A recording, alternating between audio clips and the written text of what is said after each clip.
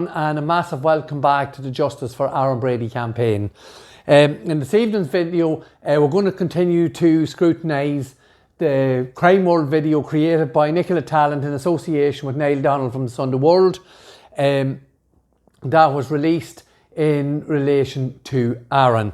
Unfortunately, we have to continue doing this with this piece of journalism, Crime World, but it does give us an opportunity to highlight exactly what the mainstream media have been doing and how they've been used as a tool by the state to create and peddle a false narrative. That same false narrative that was brought to court and which ultimately resulted in our son Aaron being convicted for the murder of Detective Garda Adrian Donoghue, a crime which we have shown quite clearly Aaron Brady had absolutely nothing to do with.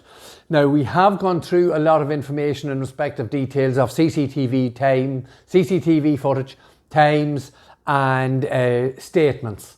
But in this video, I want to have another look at how these people in this pathetic piece of journalism, this podcast by Nicola Tallant, how the narrative is being created to belittle and to try and downplay the Justice for Aaron Brady campaign, and how they try to and how they're trying here to belittle anyone who may become involved with the Justice for Aaron Brady campaign.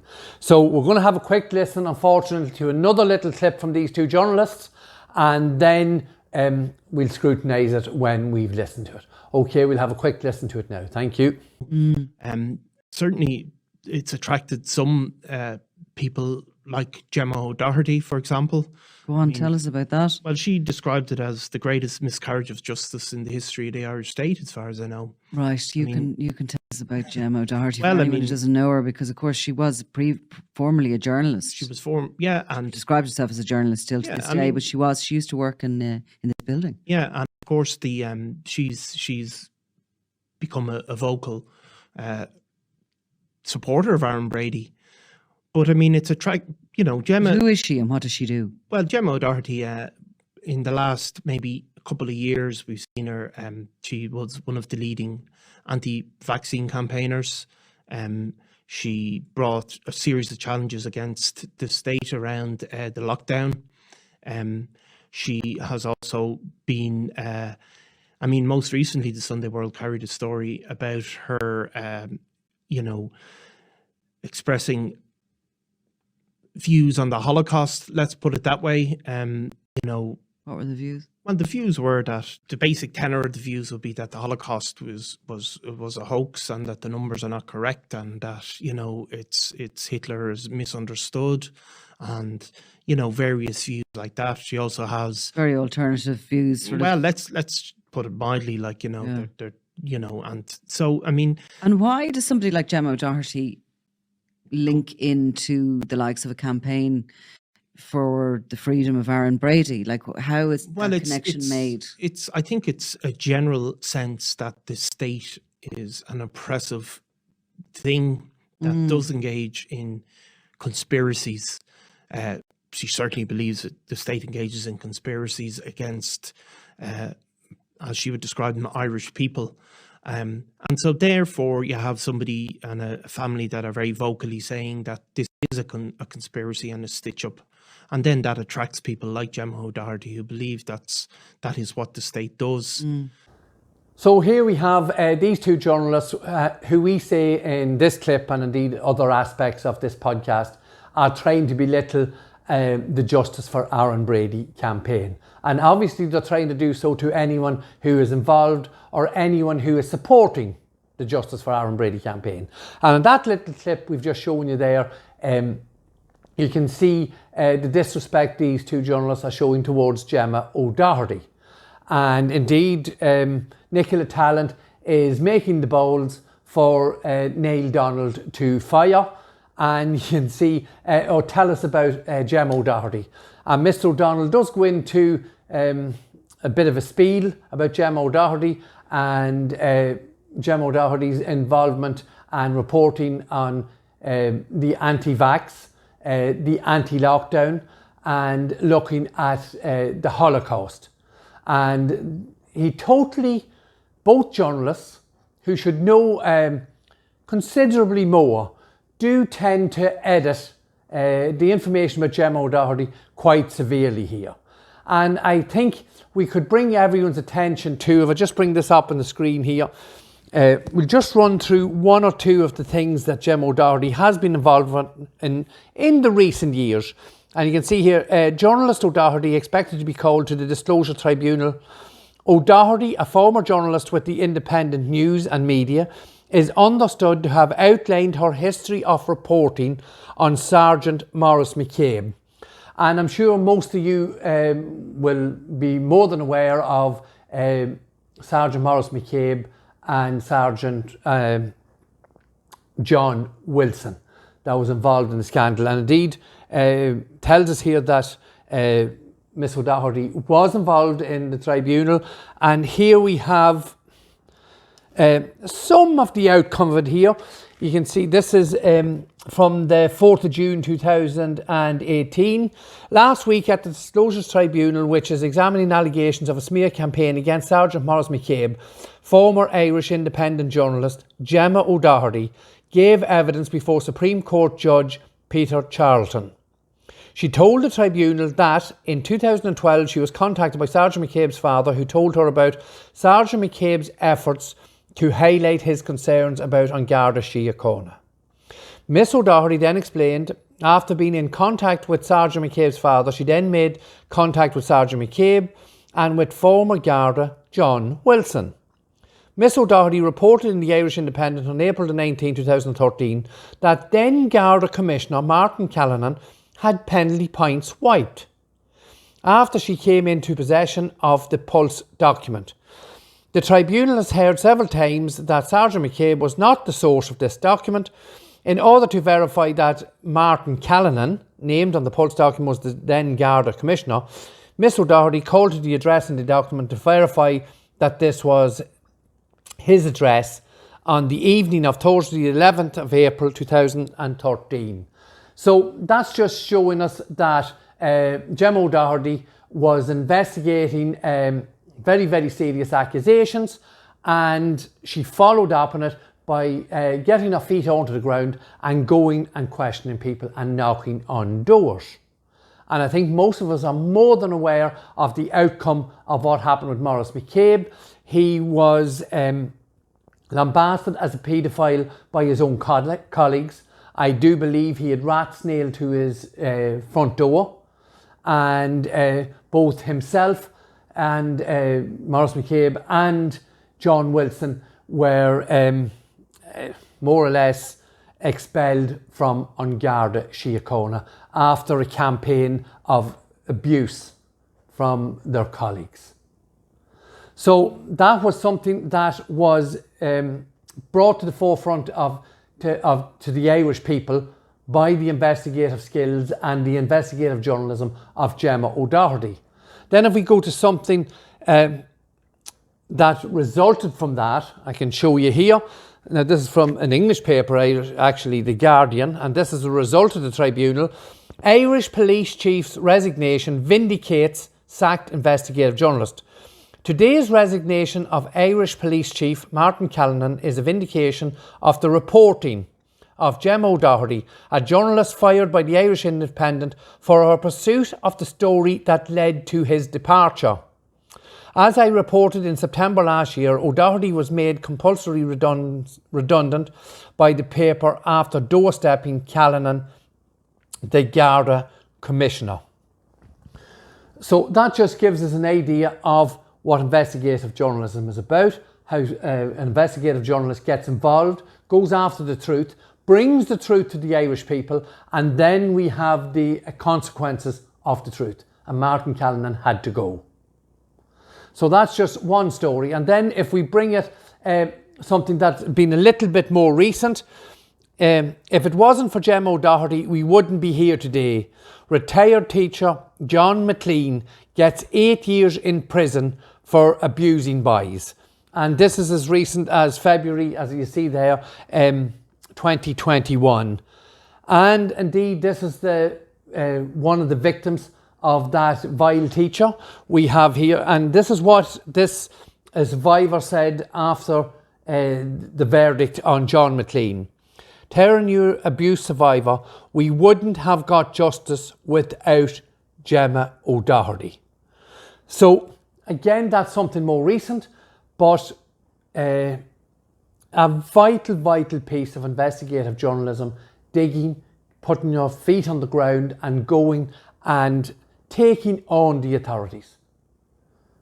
That despicable human being, McLean, was protected by the authorities and was protected by members of Garda Síochána and those in authority above him. And only for that investigative work by Gemma O Doherty, those people would never have got justice or some form of closure for the abuse that they endured at the hands of John McLean. And we also have a situation, a documentary that was created by Gemma O Doherty, the Mary Boyle, the Untold story. And you can see there, obviously it was written and directed by Gemma O Doherty. And on a March day in 1977, a little girl vanished on her grandparents' remote farm in Donegal. Now, I've put that link below this video here. For those of you who are not aware of it, please do go and watch it. It's been watched by over 1 million people. It's been watched over 1 million times, and it's definitely very much worth all the Irish people watching that. If you haven't seen it, please click on the link below and you will see it. And that documentary created by Gemma O Doherty won an international award. That's there. Spotlight Film Awards, and that's in 2016. Award of Excellence in Filmmaking presented to Gemma O Doherty for Mary Boyle, the Untold story. So that just gives some idea of what journalism is all about. And we can say, from what we've seen in those couple of cases there that we've just briefly highlighted, that involved Gemma O Doherty as the spearhead to bringing those people to justice and getting some justice for people. We can say the same happened with Gemma O Doherty. She came and spoke to us as a family when we started this campaign back at the end of 2020. She came, she spoke to us, she took details. She went away, she contacted us by phone, email, text messages, requesting more information and more detail. We give her more information, more detail, and she went and checked all those facts, figures and details. And following on from that, she got involved, and I can show you here. We have, this is myself and Gemma O Doherty interviewed me at the burn site where the car allegedly used in the Northern robbery was burned out. And this was after Gemma had gone, surveyed the area, knew the times, knew the possibilities, knew the statements from the witnesses that seen vehicles that simply could not have been, that proved beyond any reasonable doubt it was not James Flynn's car that was anywhere near the burn site. So Gemma O Doherty went and done that and came back to us and then invited me to do an interview at those sites, at the burn site as you see here and at Cotamlet School. We also see her here at the murder scene, where again she took all the details from us. She took the details from the trial. She took all the reports from the trial, went away, studied those reports and came back, and obviously because of her support for Aaron's campaign, she has seen quite clearly that this is a serious, one of the most despicable miscarriages of justice in the history of the Irish state. So, unfortunately, Nicola Tallant and Niall Donald refused to, or maybe they just forgot. I'm sure they know and are fully aware of the work of Gemma O Doherty. And we make no apologies whatsoever for having the support of Gemma O Doherty for Aaron's campaign. And her investigations and her work has uncovered several lines of very, I would say, worrying concerns in relation to the cover-up, the collusion, the corruption, and very much so the coercion that was involved in Aaron's case. And I suppose simply we can say the media does play a vital role in our democracy, and if we cannot depend on journalistic ethics, the nation's in trouble. And obviously we would have to back that wholeheartedly, that quote. Because what we're seeing from these two journalists here is wholly pathetic. And obviously we have given the Irish media over 260 videos with information, details, facts.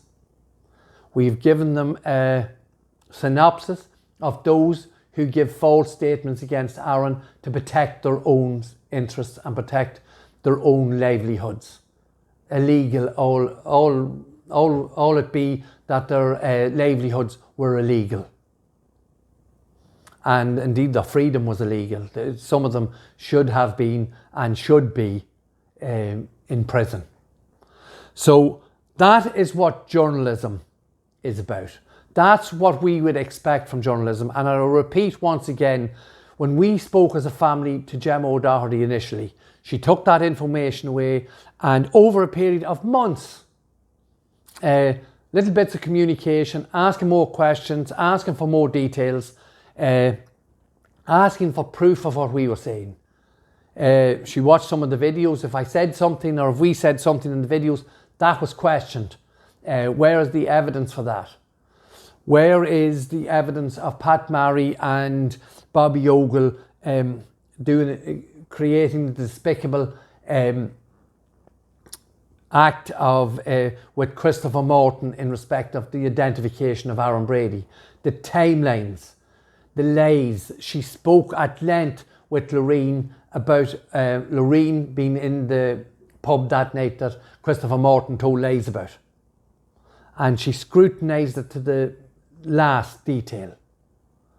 About Mark Phillips and indeed Brendan Grehan, about several points, but I suppose about their lies in relation to Aaron's alibi and how they betrayed that Aaron's alibi wasn't lodged until December 2019, when it was quite clear from all the evidence Aaron had told Mark Phillips and Pat Marry and Brendan Grehan knew where Aaron Brady was at the time of the Northern robbery.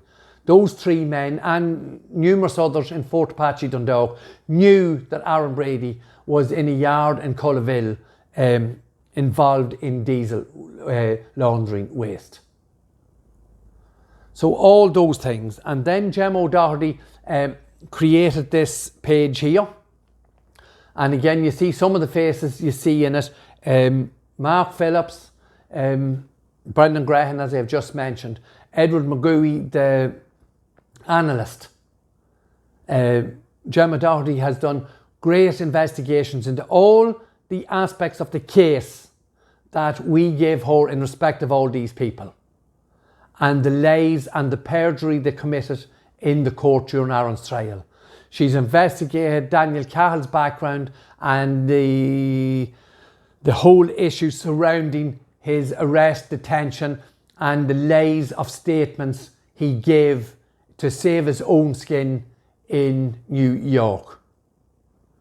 The multiple points of absolute coercion, collusion, lies created by Pat Marry. Every one of those was scrutinised by Gemma O Doherty. And anyone in the Irish media knows full well that if Gemma Doherty prints something, she has wholeheartedly investigated it and looked at it and scrutinised it to the nth degree. So that's simply what it is and the attempt by these two journalists sitting in this Crime World podcast to belittle Gemma O Doherty and to belittle Aaron's campaign without any information, details or fact is absolutely, it's again like pathetic. It's gutter journalism at its worst. Now there's just one or two more little clips I just want to bring, and we'll finish off with the quality of the journalism. I think that has to be answered, and we show how to try to continually drag down Aaron's campaign. So just, I think it's just one or two more very little short clips. And what's the benefit for a campaign for the freedom of Aaron Brady with linking in with Gemma Doherty? Like, what is their benefit? Well, I don't know. I mean, maybe it's a certain point. Maybe they thank anybody getting involved. I don't have a clue. I don't speak for them, but that's where we're at with. Well, you do get one or two things right, Mr. Donald. You most certainly do not have a clue, and you most certainly do not speak for us or for the Justice for Aaron Brady campaign, because we would not entertain anyone who calls themselves a professional and comes and presents a piece of work like this that is so ill-informed, so poorly prepared. The investigation into what you're speaking about, again, is totally, Mr. Donald, it is pathetic. And I say once again, if you don't know what you're talking about, do not go on to a national podcast and try and pontificate about information and about a case you obviously know absolutely nothing about, and it would appear that all you are spouting is the rhetoric handed to you by Garda Síochána press office. And if you wish to discuss that or debate that issue with us, we will be more than happy to do so at any given time, place or venue of your choice. And what is the benefit of the Justice for Aaron Brady campaign getting involved with the likes of Gemma O Doherty, as is stated by Nicola Tallant? Gemma O Doherty, the Justice for Aaron Brady campaign, is very simply, we have always said, is to bring to the Irish people the facts as we see them, to question what is undoubtedly a serious miscarriage of justice. We are putting ourselves out there to be questioned by these people, to be in any way, shape or form, to stand in front of them and take any criticism or any accusations of lies. If they're saying anything we are saying in the Justice for Aaron Brady campaign is a lie, we are more than willing to discuss that, as I say, in open debate, live, recorded or otherwise. So that's simply the benefits. And obviously the benefit for us is that we bring this to the Irish public, we put it out there, and we firmly believe that if we don't continue to keep the pressure on the authorities and on the mainstream media, we would be railroaded by bullshit gutter journalism like this, with pictures of Aaron out at a hospital appointment in the Mater in Dublin, and cop killer, Garda killer, false and complete lies about links with other prisoners in Portlaoise prison, and Aaron would be lambasted by these people on a continuous basis. It would be progressively worse only for what we are doing. That's our point of view. And as we move forward into Aaron's appeal in October and then on to a retrial, it is vital that we put pressure on these people to tell the truth and question what has happened. And we have seen it already. The pressure we are applying makes Mark Phillips, Pat Murray, Brendan Graham, Lorcan Stain, all these people have to make the circle of layers bigger. During the course of the recent trial, Garda James Carlin came in.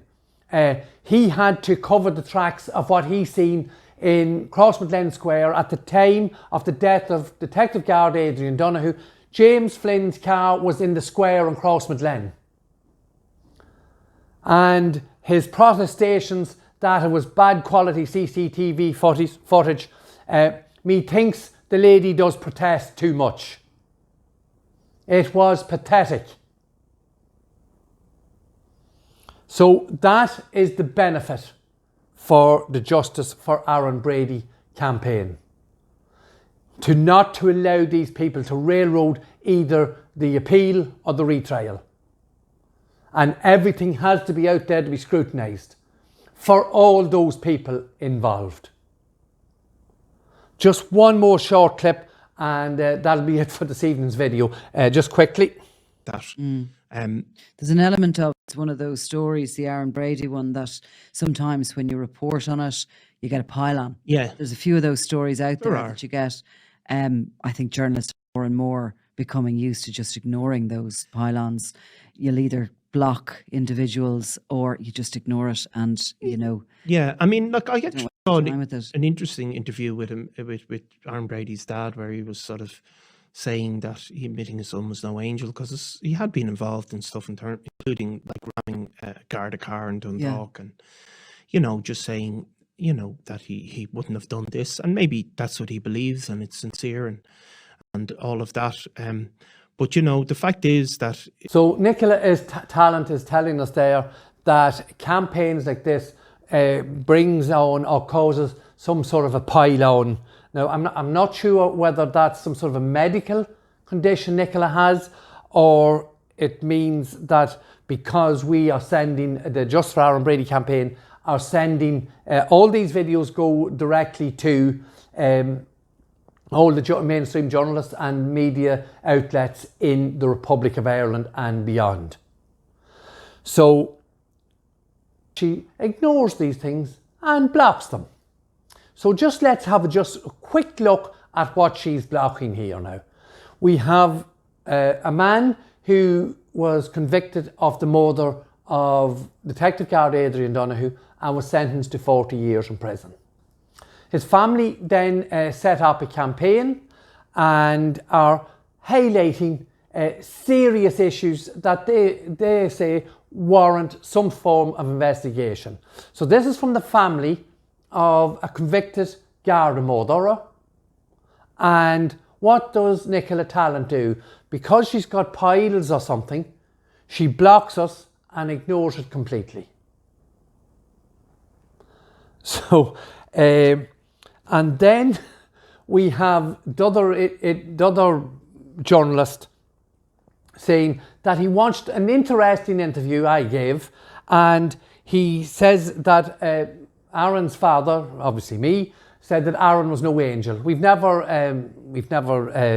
said otherwise in any of our videos, and that Aaron was involved in the ramming of the car in Dundalk in October 2011. But he forgets about the other 260 videos and several other podcasts and interviews I have done. And I do believe none of those interviews were less than an hour. I never done an interview where the only thing I spoke about was the night that Aaron rammed the cars in Dundalk in October 2011. And he didn't even mention that. And again, it shows it's a scripted piece of work by these two people here, because he doesn't mention, they used to mention, the journalist, that Aaron Brady rammed the cars in Dundalk and was involved in diesel fuel laundering. But it's been dropped now because they know the proof is there that Aaron was in the yard in Cullaville at the time Detective Garda Adrian Donoghue lost his life. So it shows it's scripted, it shows it's curated, and it has been edited to create this story. It's quite simple, and it is there to be seen. If I'm wrong, Donald or Talent, again, more than willing to discuss it and debate it anytime, any place, anywhere. But that is what it looks like to us and to others watching. So I hope that gives some idea. Again, I don't like straying away from facts, details and precise information, but it's very important. We have always said, because we've seen what the mainstream media have done and how they've been used by the authorities, it is vitally important for us to call out this sort of gutter journalism. And if those people who are perpetrating this journalism want to rebut us, as we say, it's gutter journalism. If there's any rebuttal and they want to discuss it, anytime, any place, anywhere, there's no issue whatsoever. And if there's other journalists watching this, because Nicola Tallant has blocked the Justice for Aaron Brady campaign, if you do have a number for her, text her and tell her the invitation is there. Because obviously we can't get the information to her. She's blocked the Justice for Aaron Brady campaign. She's told us. So that's it for another video on this Crime World podcast. Unfortunately, we do have to do a few more videos in relation to this podcast, but it does raise very important information, and then it shows again very clearly on the facts, details and those who give evidence against Aaron, how it is glossed over by these people here and how vital information is being omitted by people who should know better and have some sort of professional integrity. And I say quite clearly, and without fear of retribution, these two people have no integrity. Nicola Tallant has no integrity. Neil Donald has no integrity. None shown whatsoever in this podcast of 35 minutes, I think it is. So once again, thank you to everyone for watching. Please continue to like, comment and share. A number of you have contacted us telling us about Aaron's Facebook pages are going private and you can't view the videos. But hopefully we can adjust that in the background. If anything happens, you can't watch the videos, please drop us a private message or an open message and we'll try and address that. And we will ask you once again, please like, comment and share. We need to get those shares and likes up. It really does help with the algorithms and it makes the attempt by the authorities hopefully weaker as they try and block Aaron's campaign videos. So thank you once again for watching, and we'll see you with another video in response to Nicola Tallant and her Crime World podcast. Thank you once again. Thank you.